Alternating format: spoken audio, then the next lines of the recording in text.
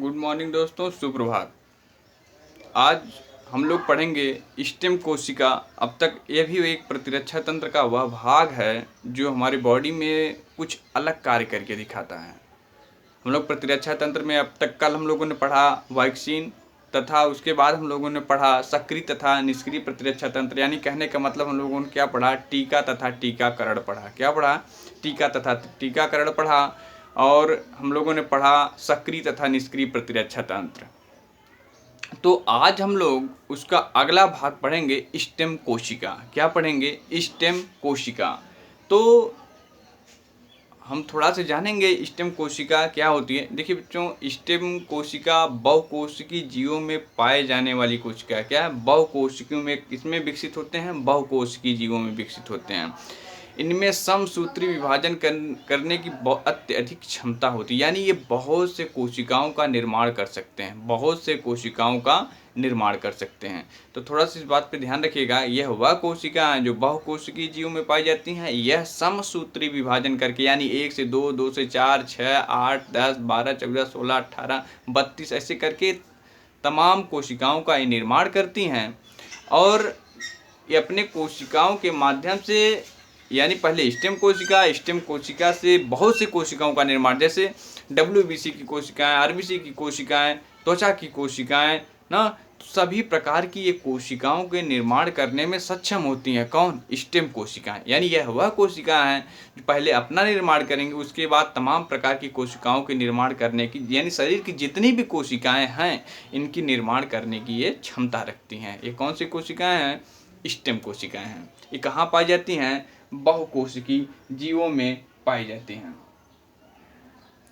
अगर बात करें इनकी स्टेम कोशिका की बात करें, स्टेम कोशिका यह कोशिकाओं के निर्माण के साथ साथ यह विभिन्न प्रकार के ऊतक के निर्माण में भी मदद करते हैं। ऊतक के निर्माण में भी मदद करते हैं। थोड़ा से स्टेम कोशिकाओं के बारे में हम और जाने कि स्टेम कोशिका ये हमें गर्भ के दौरान ही, यानी जब मैंने बताया नर तथा मादा युग्मक जब मिलते हैं, तो नर के युग्म तथा मादा युग्म मिलते हैं तो क्या बनता है? जाइगोट बनता है। जाइगोट क्या है? एक कोशिकीय है। जाइगोट क्या है? एक कोशिकीय। तो जाइगोट है क्या? एक तरह से जाइगोट में क्या है या क्या है? एक प्रकार की यह स्टेम कोशिका है। क्या है? एक प्रकार की यह स्टेम कोशिका है। जरा सोचिए, जब जाइगोट एक कोशिका है, क्या है? एक कोशिका है या स्टेम कोशिका है। यह जाइगोट के बाद क्या करता है? 1 से 2 सेल, 2 से 4 सेल, 4 से 8, 8 से 16, 16, 32 ऐसे बनाते बनाते एक टर्न आता है ब्लास्टोकाइस्ट। क्या आता है? ब्लास्टोकाइस्ट। यानी जाइगोट बढ़ते बढ़ते ब्लास्टोकाइस्ट बना लेता है। क्या बनाता है? ब्लास्टोकाइस्ट बनाता है। थोड़ा सोचिए, जब एक जाइगोट, एक कोश की जाइगोट यानी एक स्टेम कोशिका क्या कर रही है? हमारे शरीर को बना के, यानी विकास की प्रथम अवस्था यहाँ पर क्या है? यानी जाइगोट है। क्या है? जाइगोट एकदम, कहने का तात्पर्य आप समझ रहे हैं, जाइगोट क्या है? एकदम छोटी इकाई है। इसी के माध्यम से हमारे शरीर का निर्माण हो जाता है। तो जरा सोचिए कि स्टेम कोशिका क्या है। यानी एक प्रकार की क्या है? स्टेम कोशिका जो हमारे शरीर के निर्माण करने में मदद करती है या निर्माण कर सकती है।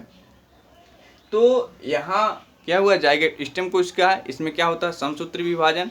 हाँ, 1 से 2, 2 से 4 इससे बना के क्या बनाता है? ब्लास्टोकाइस्ट। ये जब हम जनन पढ़ाएंगे आप लोगों को तो ये और अच्छे से समझ में आएगा। क्या बनाती हैं? ब्लास्टोकाइस्ट बनाती हैं। जब ब्लास्टोकाइस्ट बनाती है उसमें 3 लेयर होते हैं। कितने लेयर होते हैं? 3 लेयर होते हैं। कौन कौन होते हैं? एक्टोडर्म, मीसोडर्म और एंडोडर्म।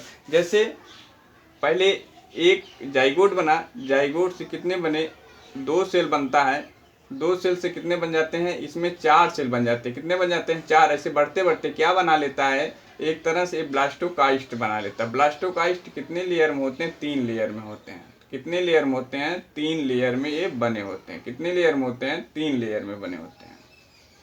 यानी पहले को क्या कहेंगे? इंडो, बीच को क्या कहेंगे? मीसोडर्म कहेंगे, और थर्ड भाग को हम क्या कहेंगे? एंडोडर्म कहेंगे। क्या कहेंगे? एंडोडर्म। यह वह 3 कोशिकाएं हैं, 3 वह परत हैं जो समस्त प्रकार की कोशिकाओं के निर्माण में या समस्त प्रकार के स्टेम कोशिकाओं के निर्माण में क्या करते हैं, मदद करते हैं। थोड़ा सा इस बात को समझिएगा कि स्टेम कोशिकाओं की प्राप्ति कहाँ से होती है, भ्रूण से होती है, ब्लास्टोकाइट से होती है। गर्भ एक तरह से हम कहें 8 सप्ताह के गर्भ को यानी भ्रूण को हम क्या कहते हैं, गर्भकाल कहना शुरू कर देते हैं। 8 सप्ताह, कितना, 8 सप्ताह, हाँ, मानव भ्रूण को यानी जो जाइगोट अगर 8 सप्ताह हो गया है तो इसे हम क्या कहते हैं, गर्भ कहते हैं। क्या कहते हैं, गर्भ कब कहना शुरू करते हैं, 8 सप्ताह से। कितने सप्ताह से, 8 सप्ताह से। वहाँ से भी इनके स्टेम कोशिकाएं हमें प्राप्त की जाती हैं। तो इतना आप लोगों को समझ में आ गया कि स्टेम कोशिकाएं वह कोशिकाएं हैं जो अपने समान समसूत्री विभाजन करके शरीर में अन्य कोशिकाओं का भी निर्माण करती हैं, जो हमारे शरीर में अन्य कार्यों के लिए प्रयुक्त होती हैं। ये क्लियर हुआ। यानी स्टेम कोशिकाएं वह कोशिकाएं हैं जो बहुकोशिकीय जीवों में पाई जाती हैं, जो अपने समान कोशिकाओं का निर्माण करके शरीर में अन्य प्रकार की कोशिकाओं का भी निर्माण करती हैं, जैसे त्वचा की कोशिकाएं, WBC की कोशिकाएं, RBC की कोशिकाएं, सब प्रकार की कोशिकाओं के निर्माण में सक्षम होती हैं। पहले अपना करेंगे, उसके बाद समस्त कोशिकाओं का निर्माण करती हैं। तो ये सामान्य हो गया यानी स्टेम कोशिकाएं। अब थोड़ा सा हम देखते हैं,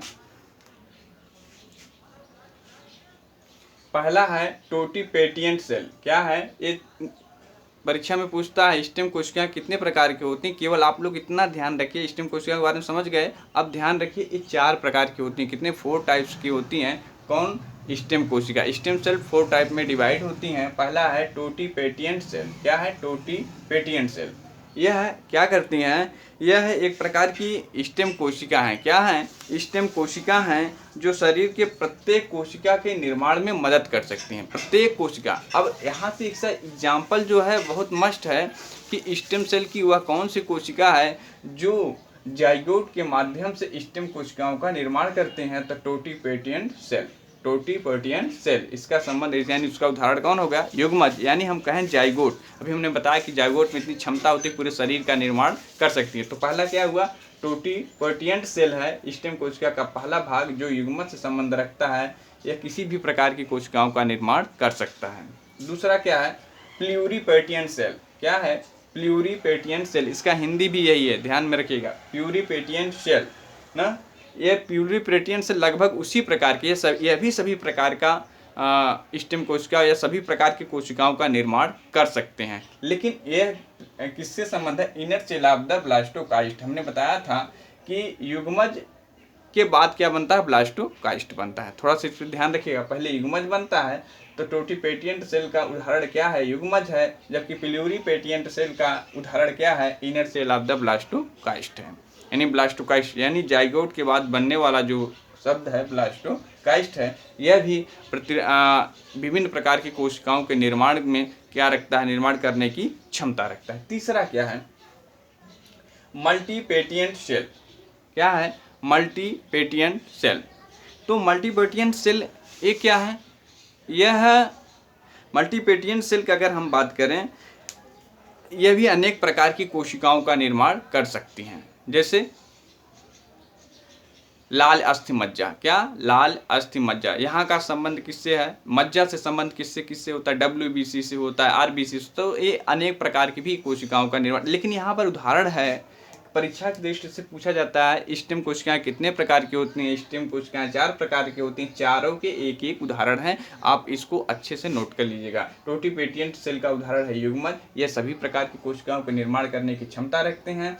दूसरा है प्लूरीपेटिएंट सेल, यह इसका उदाहरण है इनर सेल ऑफ द ब्लास्टोकाइस्ट, यह भी सभी प्रकार की कोशिकाओं के निर्माण करने की क्षमता रखती है। तीसरा है मल्टीपेटिएंट सेल, यह भी लगभग सभी प्रकार करती हैं, लेकिन इनका संबंध किससे, लाल अस्थि मज्जा। इनका उदाहरण क्या है, लाल अस्थि मज्जा, यानी WBC RBC से ये संबंध रखते हैं। कौन, मल्टीपेटिएंट सेल। अब उसके बाद एक आता है यूनिपेटिएंट सेल। यूनिपेटिएंट सेल केवल एक ही प्रकार के, ये सबसे अलग है यूनिपेटिएंट सेल। यूनिपेटिएंट सेल केवल एक ही प्रकार के कोशिकाओं का निर्माण करते हैं। उसमें वह भी कौन है, लिम्फोसाइट है। कौन है, लिम्फोसाइट है। तो इतना आपको समझ में आ गया कि स्टेम कोशिकाएं क्या हैं। स्टेम कोशिका वह कोशिका है जो बहुकोशिकीय जीवों में पाई जाती हैं। इनमें अपार क्षमता, समसूत्री विभाजन करने की अपार क्षमता होती है, जो पहले अपने जैसे संतत या अपने जैसे कोशिकाओं का निर्माण करती हैं। अपने कोशिकाओं के निर्माण करने के बाद शरीर में विभिन्न कोशिकाओं के निर्माण करने की क्षमता रखती हैं। इतना क्लियर हुआ। तथा यह कोशिकाओं के साथ साथ ऊतक का भी निर्माण करती हैं। कोशिकाओं के साथ साथ ऊतक का भी निर्माण करती हैं। तो ये हो गया आपका स्टेम सेल। अब स्टेम सेल कहें कि कैसे, किससे प्राप्त होता है। स्टेम सेल कहाँ से बनता है। स्टेम सेल भ्रूण से बनता है। एक तरह से हम कहें युग्मक से बनता है। कहाँ से बनता है, युग्मक से बनता है। युग्मक से ब्लास्टोकाइस्ट तक पहुँचता है। तो ब्लास्टोकाइस्ट के 3 लेयर के माध्यम से समस्त कोशिकाओं का यह निर्माण करते हैं, जिससे समस्त शरीर का निर्माण हो जाता है। अगर हम कहें स्टेम कोशिकाएं कितने प्रकार की होती हैं, स्टेम कोशिकाएं 4 प्रकार की होती हैं। चारों प्रकार के आपको उदाहरण और आपका मैंने बता दिया कि ये तीनों लगभग 2 एकदम सेम हैं।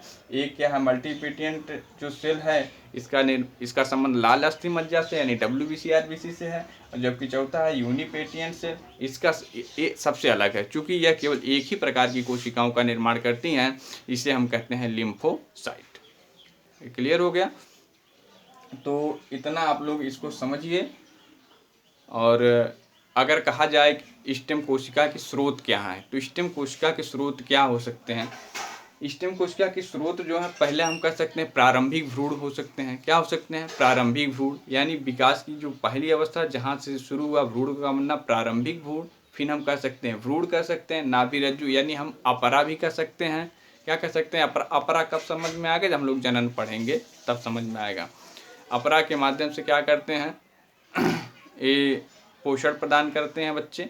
और दूसरी स्थिति ये हमारा क्या हो जाएगा, लाल अस्थि मज्जा, यानी प्रारंभिक भ्रूण, अपरा तथा लाल अस्थि मज्जा के माध्यम से हम स्टेम कोशिकाओं को अलग कर सकते हैं और विभिन्न प्रकार के कार्य कर सकते हैं।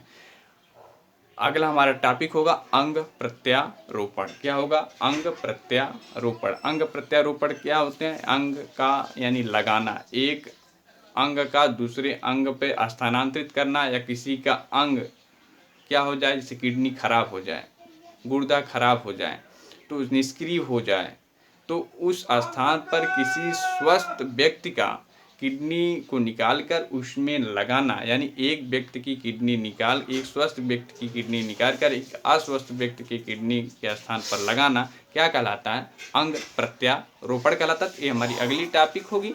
तो लगभग चैप्टर ये समाप्त हो चुका है। तो आप लोग इसको अच्छे से पढ़ लीजिएगा, क्योंकि स्टेम कोशिका परीक्षा में पूछा जाता है। आप लोग ज़्यादातर ये नीट में जो इसके प्रकार हैं, नीट में पूछे जाते हैं, परीक्षा में भी पूछा जाता है। निम्नलिखित में से स्टेम कोशिका किससे प्राप्त होती है, चाहे ऑप्शन में प्रारंभिक भ्रूण हो या भ्रूण हो, चाहे अपरा हो, चाहे लाल अस्थि मज्जा हो, तो ये चारों सही हैं। तो इसमें से कोई हो तो वो सही हो सकता है, या इनमें सभी दे देगा, एक उसमें अलग डाल देगा, उसमें भिन्न कौन है। तो ये भी इस तरह से भी क्वेश्चन पूछे जाते हैं। तो आप लोग इसको पढ़िए, अच्छे से पढ़िए।